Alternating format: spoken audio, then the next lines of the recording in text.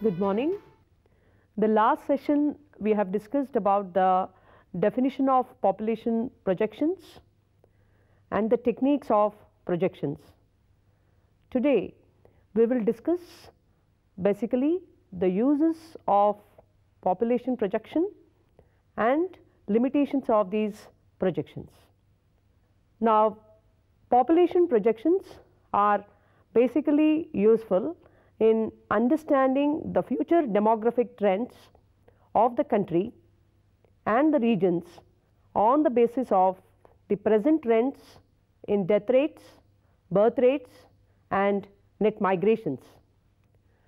The process of industrialization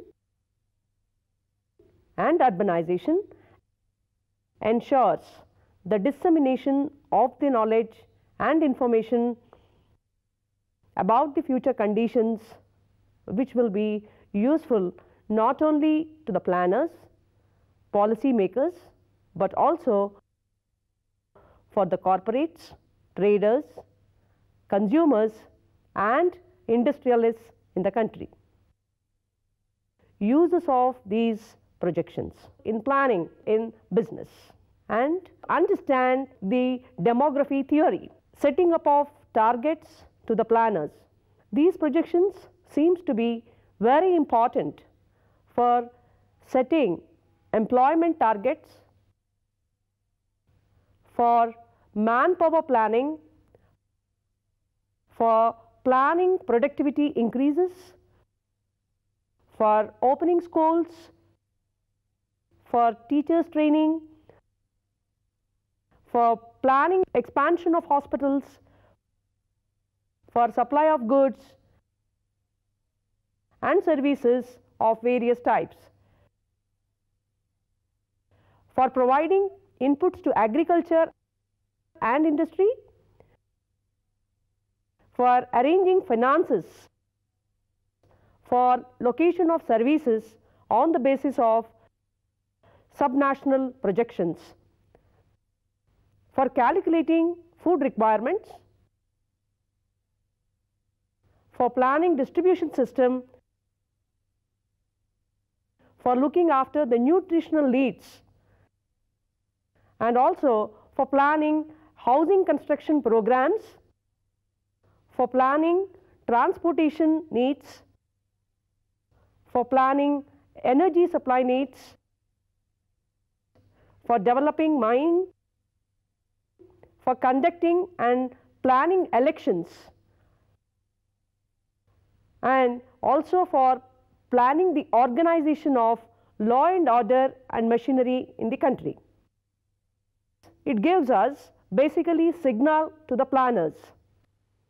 These projections acts as an indication to the planners as to how the economy is to be adjusted according to the population and how the population should be adjusted according to the economy. These projections highlight the trends that may be expected and thus help in designing the policies to suit to the observed trend. Now, let us see how these projections are useful in planning. These projections are useful in two different types of planning. If the objective of planning is to provide services in response to the projected population trends, it is referred to as pre-intervention projections. If suppose the planning objective is to change population trends to future demographic, economic and social development, it is termed as post-intervention. These projections will enable to understand the future likely level of education, supply a scope for development of education, education level on the basis of gender, which means the male and female, size of family, propaganda of family planning, impact of family planning on people, and what will be the decline in the birth rate. The information also suggests how many more years it will take to achieve the targeted growth rate and what will be the changes in the age composition of the population. In other words, these projections are useful for understanding the social development of the economy. Now, let us see how these projections are useful in business. These projections are very important for the business class because they indicate the future demand for goods and services. They play a major role in market mechanism. If the business people are aware of the future size of the population, they can accordingly allocate their productive resources to meet the future demand. These projections also enable us to understand or support the demography theory. As you are well aware, the theory of demographic transition came into limelight in the year 1930, and you know that period is referred to as Great Depression, wherein the world economies were affected with the recession or slowdown of the economic activity. At that point of time, most of the attention was focused on these projections to understand the demographic transition. The phase of demographic transition at that particular time was very important to know how many years it will take to reach the stage of economic development. I mean, economic development is nothing but the growth plus the structural transformation. In other words, these particular projections are useful for us to capture the stage of economic development. These projections are useful for us to provide estimate of future trends pertaining to migration at both the national and international level. These projections will enable us to understand or plan for our investment for the development of the economy as well.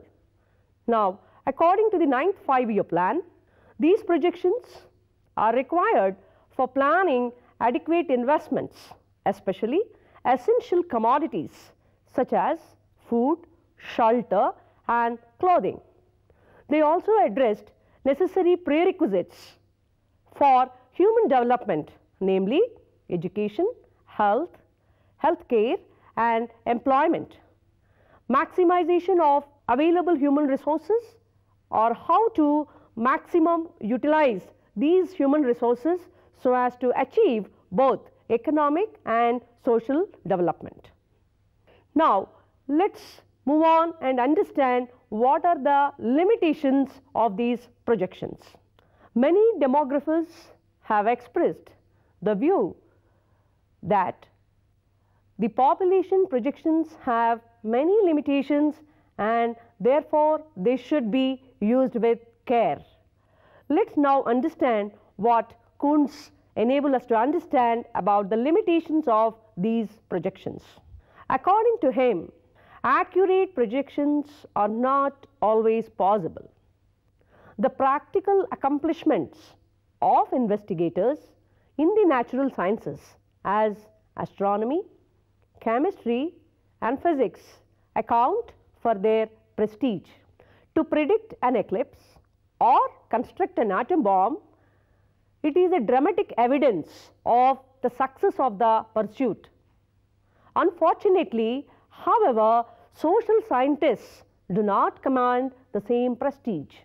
Difficulty of prediction is encountered not only from the extreme heterogeneity of data, but also because the phenomena under investigation are more dynamic. Observed uniformities are relatively less frequent, and where they appear there is no guarantee that they will continue. Thus, it is possible to discover a pattern or trend in social phenomena, the extrapolation of which yields fruitful results, but at other times, however, extrapolation leads to disasters. The trend is reversed and continuity of developments is apparently destroyed. Though the population projections are constructed by demographers and institutions, they are not free from limitations. That is what we understand from Kuhn's explanation. Now, let us understand or let us list the limitations of these projections. These projections, according to J.S. Davis, they are based on wrong assumptions. It is not calculation of projection that is wrong, but assumptions make a projection wrong. The demographic scientists do not employ a uniform method for making the projections. Therefore, there is a scope that projections will be incorrect because the mathematical and the growth component methods are based on different assumptions.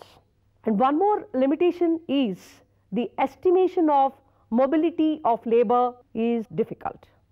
Especially in a developing country, the gathering of the information pertaining to birth rate, death rate and migration is difficult because mobility of labor is not capturable. Further, with the development and structural transformation in this type of economies, it encourages large scale mobility of labor within and outside the country, which cannot be projected accurately even for a short period of time. It is also found that age sex structure also becomes a limitation to these projections. Let us see how. These projections may not be correct during demographic transition stage. The reason is it is very difficult to estimate accurately the age sex structure of the population. Apart from this, there is an impact, the conditions which are likely to change. Let us understand according to Gorman. According to him, demographic projections are like weather forecasting. As we all know that weather forecasting is done on the basis of conditions, and if conditions change during projections, they may be incorrect. These projections, the formulation, the projections which are made on the basis of certain assumptions basically are tentative statements. Therefore, this hypothesis is also becoming a limitation for these projections. There is every possibility that the tentative statements or hypotheses that may turn out to be not true.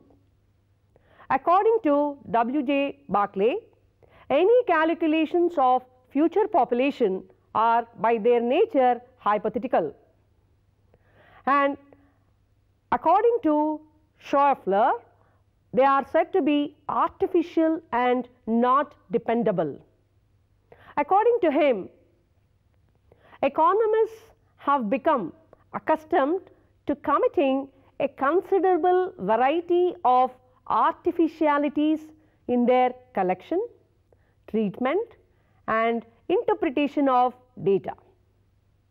They artificially mechanize, simplify, generalize, systematize, fixate, factorize, close, semi-close and isolate. Unavoidably, therefore, predictions about economic reality which are produced with the aid of these techniques are quite undependable. Thus, it can be concluded that projections are important when they are considered for a short period of time. The projections for long period is possible only when the economy is static. which means there is not much of dynamism in the economy. But then when the economy is dynamic, it is likely that the economy will be influenced by social and political factors, and then projections may not be true. Let's now look into population projections in India. Whose responsibility is the population projections as far as Indian economy is concerned? It is the Planning Commission that constitutes a committee of experts on population by a standing committee before preparation of each 5-year plan. This process has started from year 1958.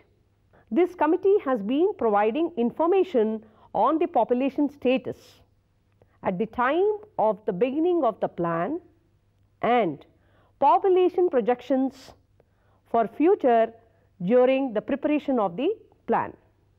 Different committees have been set up to address different issues. Let us now look into the committees in this context. The first committee we have on the population projections in India is Expert Committee on Population Projections.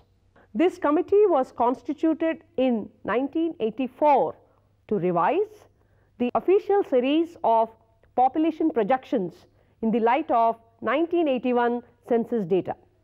The team works out high, medium and low projections for the year 1989 to 2001 and recommended the medium projection adoption. Then we have standing experts on population projection. This committee again was appointed by the Planning Commission in the year 1988 to look into the population projections for the formulation of 8th 5-year plan. The committee reviewed the medium projections of the earlier committee in the light of the available data on fertility, mortality and family planning. The projections were submitted for 1986 to 2006 in the year 1989. Then we have Technical Group on Population Projections. This committee was constituted by the Planning Commission in the year 1996 before the formulation of 9th 5-year plan. The objective behind the formulation of this committee is to work out population projections on the basis of 1991 census and other available data for the period 1996 to 2016. The team came out with the following population projections for the major states and economy as a whole in the following tables. The first table is presenting the information pertaining to population growth. It is clear from this table that the population of India is projected to grow from 93.42 crores in 1996 to 126.36 crores in 2016. Then we have the table showing us the population growth rate also. As far as the growth rate of population is concerned, it is projected to decline from 1.62% per annum in 1996-2001 to 1.39% per annum in 2011-2016. Now we have table 3, which is presenting the population projections of birth rates and death rates for 1996 to 2016. The table shows that crude birth rate is projected to decline from 24.10 per thousand between 1996-2001 to 21.41 per thousand between 2001-2016. Likewise, the crude death rate has also been projected to decline from 8.99 between 1996-2001 to 7.48 between 2001-2016. As a consequence, the natural growth rate is likely to decline from 1.51% to 1.39% for the two periods. Further, the fall in the infant mortality rate, both in the case of males and females, has also been projected to decline due to better health and family welfare provisions from 63 per thousand for the period 1996-2001 to 38 per thousand for 2001-2016 for males, and from 64 to 39 for females during the same period. Let us now summarize as what we have learned in this session. We understood that population projections are useful in understanding the future demographic profile of the country and the regions on the basis of the present trends in death rates and net migrations. Uses of population projections can be described. It is useful for setting up of targets to the planners, for planning in the business, supports demographic theory. It helps us to understand the migration level and also helps in planning adequate investments which are necessary for a developing or underdeveloped economy. Though there are many uses, we understand these projections are not free from limitations. Most often, the projections have been criticized because they are based on wrong assumptions. There is some problem of estimation of mobility of labor. There is difficulty in estimating age structure. They are based on hypothesis. They are said to be artificial and not reliable. These projections will be done by a committee which will be constituted by the Planning Commission. As far as India is concerned, there were many committees that have been constituted so as to make population projections for the Indian economy. The chief among them are Expert Committee on Population Projection in the year 1958. Then we have Standing Experts on Population Projections in the year 1998. In the year 1996, we have a technical group on population projections. Let us check our progress as how much we have learned from this chapter. Bring out the uses of population projections. Explain the limitations of population projections. What do you know about the demographic status of the Indian economy?